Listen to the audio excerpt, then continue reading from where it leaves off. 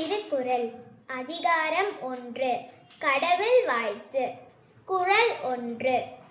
அகர முதல எழுத்தெல்லாம் ஆதிபகவன் முதற்றே உலகு. குறளின் பொருள்: எழுத்துக்களுக்கெல்லாம் முதன்மையானது அகர எழுத்து அ.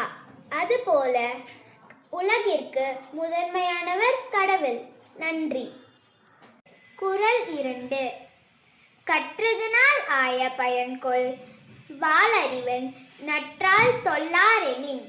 பொருள்: கடவுளின் திருவடிகளை வணங்காதவன் எண்ணப்படித்தும் ஒரு பயனும் இல்லை. குறள் 3. மலர்மிசை ஏகினான் மானடி சேர்ந்தார் நிலமிசை நீடு வாழ்வார். குறளின் பொருள்: மனமாகிய மலர் மீது சென்று இருப்பவனாகிய கடவுளின் சிறந்த திருவடிகளை எப்போதும் நினைப்பவர் இப்பூமியில் நெடுங்காலம் வாழ்வர். குறள் 4.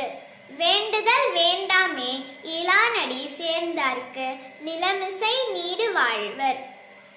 குறளின் பொருள்: விருப்பு வெறுப்பற்று தன்னலமின்றி திகழ்கின்றவரை பின்பற்றி நடப்பவர்களுக்கு எப்போதுமே துன்பம் ஏற்படுவதில்லை.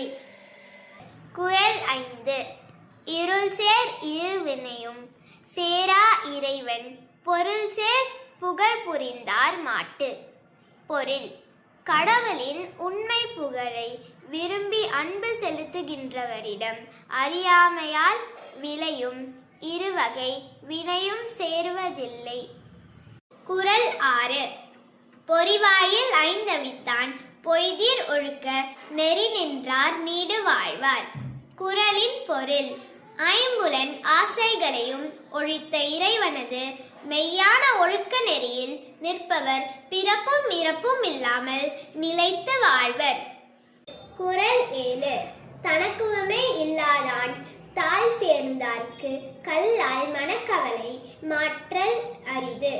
குறளின் பொருள்: தனக்கு இணையில்லாத கடவுளின் திருவடிகளை சேர்ந்தவர்க்கு அன்றி மற்றவர்களுக்கு மனக்கவலைகளை போக்குவது கடினம்.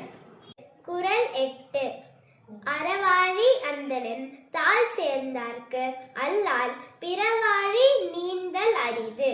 குறளின் பொருள்: அறக்கடலாக விளங்கும் திருவடிகளை பொருந்தி நினைக்கின்றவர் அல்லாமல் மற்றவர் பொருளும் இன்பமுமாகிய மற்ற கடல்களை கடக்க முடியாது. குறள் 9.